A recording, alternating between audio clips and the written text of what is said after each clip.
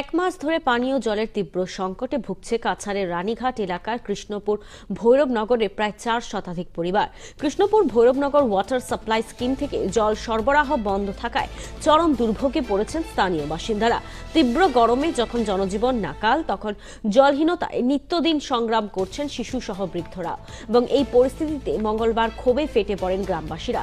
জল চাই, জল দাও স্লোগান তুলে খালি কলসি হাতে তারা শিলচর কালাইন রোড অবরোধ করেন। কিছু সময়ের জন্য যান চলাচল বন্ধ হয়ে পড়ে। পরিস্থিতি সামাল দিতে প্রশাসনের হস্তক্ষেপের অবশেষে ম্যাজিস্ট্রেটের আশ্বাসে অবরোধ প্রত্যাহার করেন স্থানীয়রা। তবে তাদের দাবি অবিলম্বে 285 নম্বর Krishnapur Bhairabnagar water supply scheme মেরামত করে এবং তার পাশাপাশি সুপেয় জলের সরবরাহ চালু করতে হবে এবং আন্দোলন এই না করলে আন্দোলন আরো তীব্র হবে বলে হুঁশিয়ারি দিয়েছেন তারা।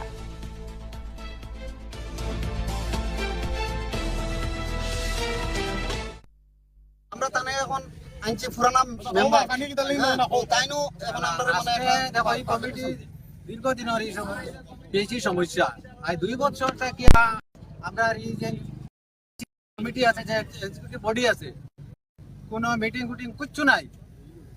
এর বাদে এটার আমরা যেইরে বারবার কইছি যে তুমি তা আমরা সেক্রেটারি প্রেসিডেন্টে প্রেসার দেও, প্রেসার দিয়ে আমরা তো মিটিংটা বল কম সে কম যোগাযোগ করলে তাই রিপ্লাই কিটা দিছন যেই লোকের সঙ্গে যোগাযোগ করার পরে তাই রিপ্লাইটা কিটা দিছন? নাজি কমিটির লোকে যোগাযোগ করিয়া আজ 2 বছর তাই যোগাযোগ কতরা আজ যে সেক্রেটারি আজ যে আমরা এক্সিকিউটিভ বডি আছি না রে এই কমিটি আজ এই জোর বডির আমি হলাম ভাইস প্রেসিডেন্ট, কিন্তু আজ 2 বছর থেকে তা সেক্রেটারি প্রেসিডেন্টরা কইতে বলে তুমি কমিটির মিটিং ডাকাও, কিন্তু তারা এটা কোনো যোগাযোগ দেয় না। এটা বুঝছেন নি? তারা আমি প্রেসিডেন্ট ভাইস প্রেসিডেন্ট থাকা সত্ত্বেও তারা আমার মিটিং হয় না কইয়া তারা গরুয়া রাত্রে সেক্রেটারির ঘরে তারা মিটিং করে।